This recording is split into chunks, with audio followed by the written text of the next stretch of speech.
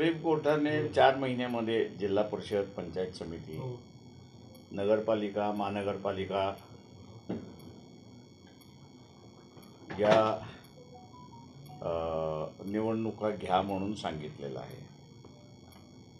त्याच्यामुळे आता ह्या निवडणुका ऑक्टोबर-नोव्हेंबरपर्यंत पार पडतील अशी असणारी परिस्थिती आहे. तेव्हा संघटनेला ऑइलिंग करण्याच्या दृष्टिकोनातून आम्ही आता फिरायला लागलेलो आहोत. आणि संघटन मजबूत असेल तर जिंकणं हे शक्य आहे. आणि म्हणून संघटनेला ऑइलिंग करण्यासाठी आम्ही बाहेर पडले होतो. सर, आपण मगाशी लातूरमध्ये असं होतं की भाजप सोडून इतर पक्षाची आपण युती करायची इच्छुक आहात. म्हणजे आपला प्रस्ताव कसा आहे की मग त्यात राष्ट्रवादी अजित पवारांची असेल किंवा शिंदेची शिवसेना असेल, त्यांच्या बाबतीत आपण सकारात्मक युतीसाठी आहात? म्हणजे आता बेसिकली जे त्यांच्याकडून बाहेर पडतील, समजा राष्ट्रवादी बाहेर पडली तर आम्ही त्यांच्यावर बोलायला तयार आहोत.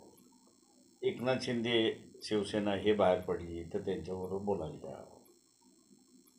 काँग्रेसवाले त्यांच्याबरोबर नाही आहेत. त्याच्यामुळे काय प्ले आउट होते हे बघणं महत्त्वाचं आहे त्याच्यामध्ये. त्याच्यामुळे ठाम आमचं जे आहे ते BJP बरोबर नाही, ते आम्ही बाहेर केलं. उरलेल्या सगळ्यांबरोबर आमचे दरवाजे मोकळे आहेत. आज एक महत्त्वाची घटना राज्यात घडामोड घडलेली राजकीय. छगन भुजबळांना पुन्हा मंत्रिपदाची संधी मिळाली.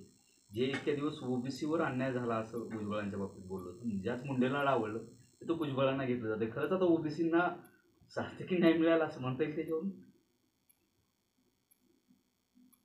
मी असं म्हणेन की छगन भुजबळांना घेतलं म्हणून असताना OBCला न्याय मिळाला असं झालेलं नाही. छगन भुजबळ यांचं असताना पुनर्गमन झालं, त्याच्याबद्दल आम्ही आनंदित आहोत. आता बघायचं आहे की छगन भुजबळ हे OBC या वर्गासाठी स्कॉलरशिप मिळत नाही. त्या स्कॉलरशिपसाठी लढणार आहेत का कॅबिनेटमध्ये? ते जर त्या स्कॉलरशिपसाठी लढले कॅबिनेटमध्ये तर आपल्याला म्हणता येईल की त्यांचं जाणं सार्थक झालं. नाही तर त्यांचं व्यक्तिगत पुनर्वसन झालं एवढंच म्हणता येईल. बघायला पाहिजे, भारत-पाकिस्तान युद्ध झालं, सातत्यानं आपण आक्रमक पद्धतीनं भूमिका मांडतात, जी की काँग्रेस पक्षाने किंवा इतर, मी सुचवणार नाही कुणी काय मांडावं, पण इतर पक्षानं मांडायला पाहिजे. विरोधी पक्ष कुठेतरी कमकुवत झाल्यासारखं वाटतंय. माझ्या दृष्टीने विरोधी पक्ष राहिलेलाच नाही आहे. शरद पवार यांना असताना भीमा कोरेगाव कमिशननी 2दा नोटिसा पाठवल्या की आपण उद्धव ठाकरे मुख्यमंत्री असताना त्यांना 2 पत्र लिहिली होती, त्या 2 पत्राच्या कॉपी तुम्ही आम्हाला सादर करा असं भीमा कोरेगावच्या कमिशननी त्यांना लिहिलं आहे. पण अजूनपर्यंत त्यांचं काहीही उत्तर आलं नाही अशी परिस्थिती आहे. साहजिकच आहे की त्यांनी त्यावेळेस BJPला दोषी धरलं होतं, RSSला दोषी धरलं होतं. आता अजित पवारामार्फत ते BJPमध्ये जाण्याचा त्यांचा मार्ग आहे. त्याच्यामुळे हे जे इक्वेशन्स बदलतात आहेत राजकीय, हे माझ्या दृष्टीने असताना उद्याच्या निवडणुकीमधलं महत्त्वाचं राहील असं मी त्या ठिकाणी मानतोय. सर, सर्वोच्च न्यायालयाचे सरन्यायाधीश महाराष्ट्रात येतात आणि त्यांच्या बाबतीचा जो प्रोटोकॉल आहे तो पाळला गेला नाही अशी खंतही व्यक्त करतात. नेमकं सरकारची नेमकी कुठली मानसिकता यातून दिसते, आपल्याला काय वाटतं याबद्दल? माझं म्हणणं असं की सरकारची मानसिकता आहे की न आहे हा वेगळा भाग आहे. तुम्ही चीफ जस्टिस लोकांनी तुम्हाला केलं आहे, तुम्ही तुमच्या हिमतीवरती चीफ जस्टिस म्हणून गेलेला आहात. आता स्वतःची इब्रत ही स्वतःच राखली पाहिजे. मी अपेक्षा असं धरतोय की ते बेंचवरती बसल्यानंतर जे महाराष्ट्राचे चीफ सेक्रेटरी असेल किंवा इतर कोणी असतील जे आले नाहीत त्यांना ते नोटीस काढतील. महाराष्ट्र शासन काय करतं न करतं हा वेगळा भाग आहे. पण तुम्ही चीफ जस्टिस म्हणून त्या चीफ जस्टिसच्या गादीची गरिमा ठेवणार आहात की नाही, हा त्याच्यातला खरा प्रश्न आहे. त्याच्यामुळे असं चीफ जस्टिस गवई जे आहेत त्यांनी त्यांच्या खुर्चीची गरिमा राखून ठेवली पाहिजे. साहेब, आपण मराठवाड्यात आहात म्हणून खास करून आपल्याला हा प्रश्न विचारतो. आरक्षणाप्रश्नी आपण मराठा आरक्षण असेल किंवा याबाबत आपण पहिल्यापासून उघड आणि ठोक भूमिका घेतलेली. आज पुन्हा सुप्रीम कोर्टाला त्याच्यावरती आज म्हणजे मागच्या काही दिवसात परत समिती स्थापन त्याच्यावरती सुनावणी सुरू घ्यावी लागते. काय वाटतं, कशा पद्धतीनं या प्रश्नाकडे बघितलं पाहिजे? आता हा प्रश्न सुटेल का किंवा ह्या निवडणुकीच्या अनुषंगाने त्याचा कसा आता पद्धतीने वापर होऊ जाईल?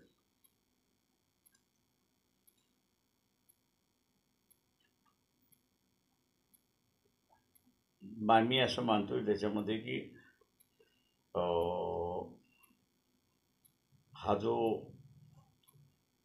रयतेतला मराठा आहे हा जोपर्यंत कणा दाखवत नाही आणि निजामी मराठ्याच्या तावडीतून स्वतःला सोडवून घेत नाही तोपर्यंत आरक्षणाचा प्रश्न म्हणजे मराठा समाजाच्या आरक्षणाचा प्रश्न निकाली लागेल असं मला वाटत नाही. कारण का आज असं सांगितलं जाते की 210 निजामी मराठा हा सत्तेमध्ये बसलेला आहे वेगवेगळ्या पक्षात. त्याची गेली अनेक वर्ष हेच राहिलेलं आहे की सत्ता ही मराठा समाजाकडे असावी, पण ती रयतेतल्या मराठ्याकडे न जाता ती निजामी मराठ्याकडे राहिली पाहिजे. हा त्यांचा खेळ त्यांनी यशस्वीरित्याने राबवलेला आहे. तेव्हा यापुढे राबवतील असं मी अपेक्षा धरतोय की इलेक्शन आलं, सुप्रीम कोर्टाच्या बोर्डावरती आली, इलेक्शन संपलं की ती कोर्टाच्या बोर्डावरनं गायब होईल. पुन्हा इलेक्शन आलं की पुन्हा येईल. प्रधानमंत्री नरेंद्र मोदी यांनी देशामध्ये ओबीसीचं आरक्षण म्हणजे जात न्याय गणना करण्याचं जाहीर केलं, पण ते बरोबर करतील असं वाटतंय का? मला जेवढी काही माहिती आहे त्याच्यावरनं अजून कॅबिनेट निर्णय झालेला नाही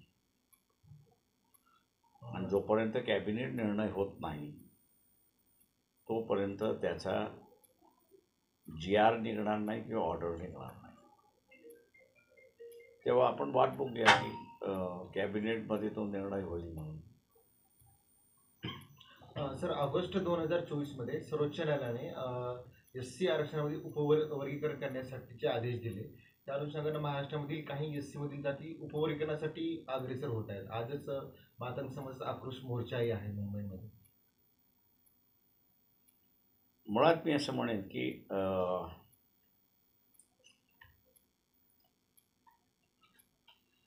एक वर्ग फायदा घेतलेला आहे आणि दुसरा वर्ग जो आहे त्यांनी फायदा घेतलेला नाही. हा SC मधल्या ज्या 17 वेगवेगळे समाज आहेत त्याला हा लागू आहे. अंमलबजावणी ज्यावेळेस होईल त्यावेळेस जे मागणारे जे आहेत हे त्यांच्या भूमिकेशी कायम राहतील याच्याबद्दल मला शंका आहे. संजय राऊत यांचं नरकातील स्वर्ग हे पुस्तक वाचले तुम्ही? मी नाही वाचत, मी वाचायचंच बंद केलं आहे. साहेब, आपण म्हणताय की देशात विरोधी पक्षच राहिलेला नाही आणि आपण एकीकडे दौराही करताय स्थानिक स्वराज्य संस्थेच्या अनुषंगाने. मग स्थानिक स्वराज्य संस्था विरोधक लढतील कसे? काय आपल्याला प्रिडिक्शन किंवा काय दिसतंय याच्यात? आणि त्यालाच लागू नये. जर मोठ बांधायची पडली विरोधी पक्षांची तर कशी बांधणार? ते असं आहे, मला कुठलाही एक पक्ष आणि त्याचा अध्यक्ष याची चौकशी चालू नये असा मला तो अध्यक्ष दाखवा झाला.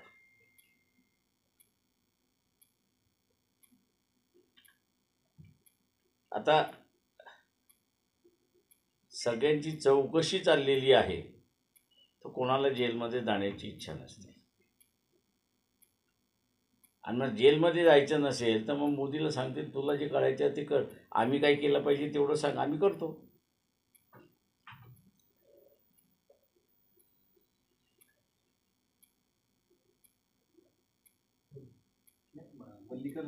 मल्लिकार्जुन खरगेंची कुठली चौकशी चालू आहे? आपण तर राहुल त्याच्या गांधीची- पोराचीही चालू आहे आणि त्याचीही चालू आहे.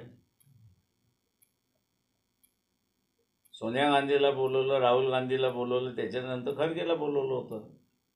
सर आपण पाकिस्तानच्या हल्ल्यावरती वारंवार एक भूमिका स्पष्टपणे केली.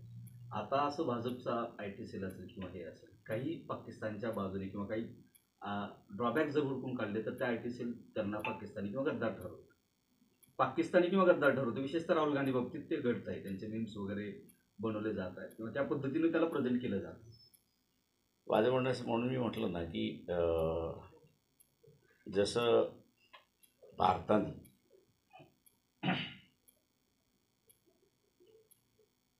पाकिस्तानला नमवण्याची संधी आली ती घालवली, तशाच रीतीने राहुल गांधी आणि काँग्रेस पक्ष यांना BJPला पूर्णपणे बदनाम करता आलं असतं, पण मौन पाळू नयेत. आणि मौन पाळून असल्यामुळे BJPवाले मौन पाळणाऱ्याला बदनाम करत असतात.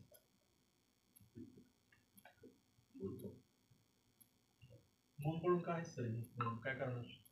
हो, कारण का आता शेवटी असं आहे की वंचित बहुजन आघाडी महाराष्ट्रापुरता जरी असला तरी संदेश देशापुरता देते. त्याच्यामुळे आम्ही जो प्रश्न विचारलेला आहे की तुम्ही विड्रॉ का केला तो सांगा, ट्रम्पनी घोषणा का केली तेवढी सांगा,